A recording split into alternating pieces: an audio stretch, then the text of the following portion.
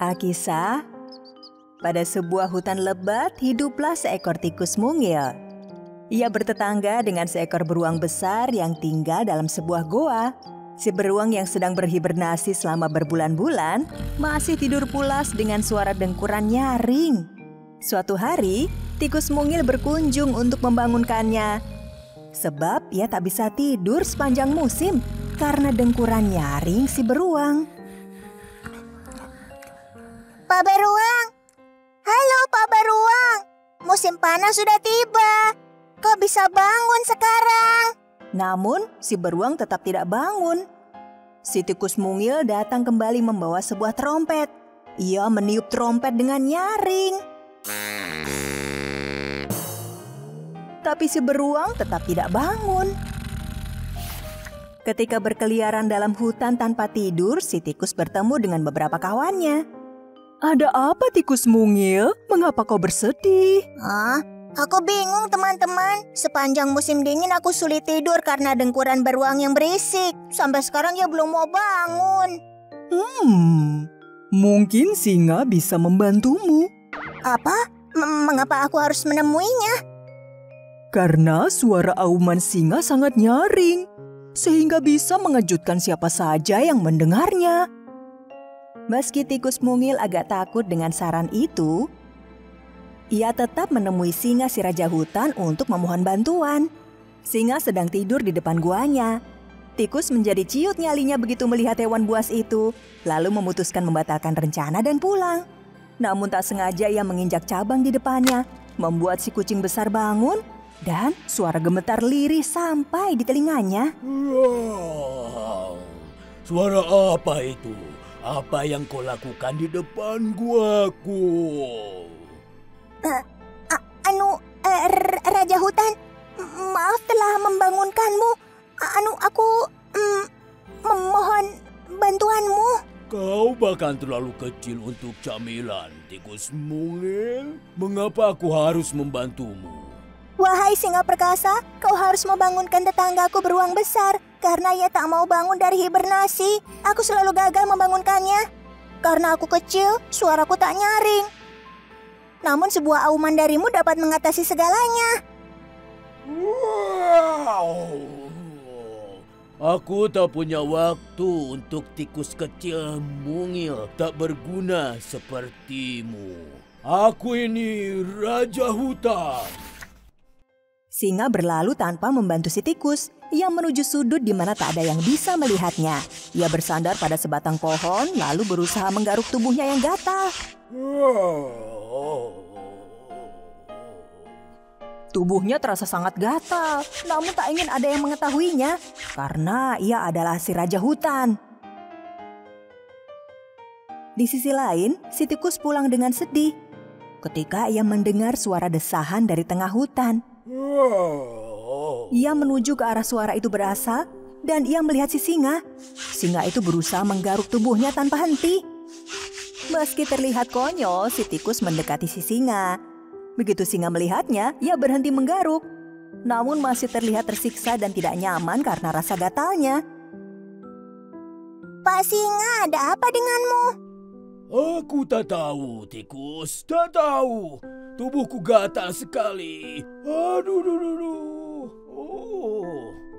Anggap saja kau tak melihat atau mendengar apapun, tikus. Kau mengerti? Si tikus menajamkan pandangan mata mungilnya ke arah tubuh singa dan melihat sejumlah kutu kecil berlompatan pada bulunya. Tikus mengerti mengapa tubuh singa menjadi sangat gatal. Tubuhmu berkutu. Izinkan aku membantumu.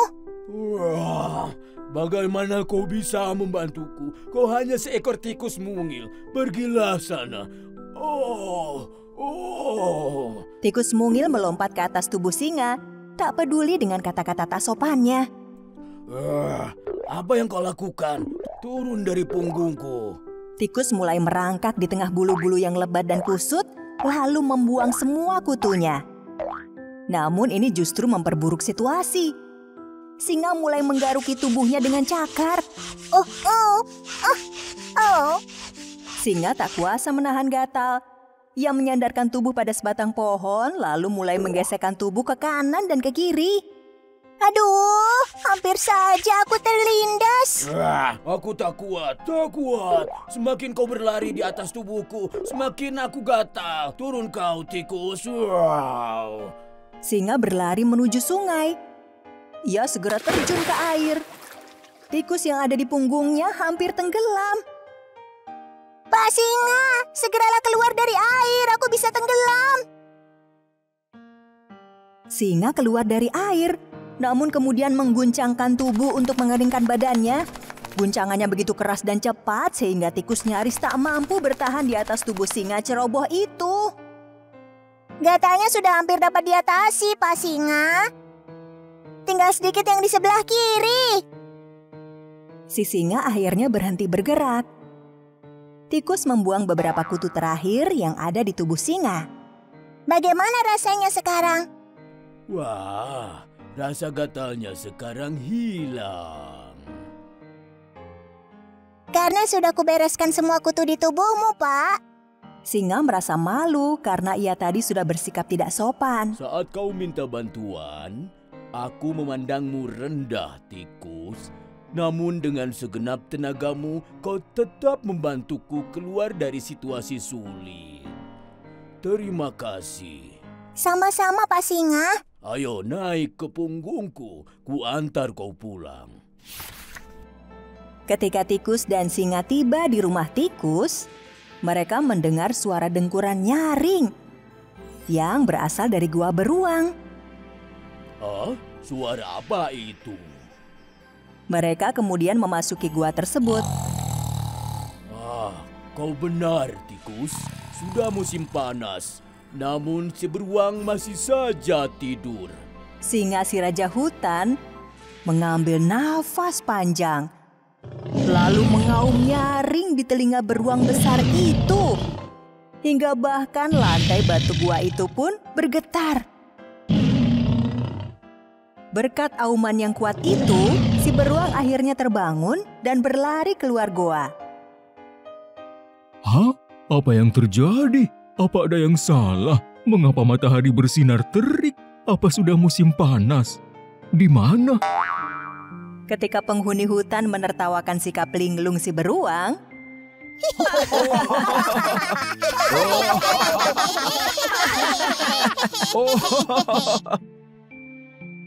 tikus mungil juga sangat senang karena tidak ada lagi dengkuran yang mengganggu.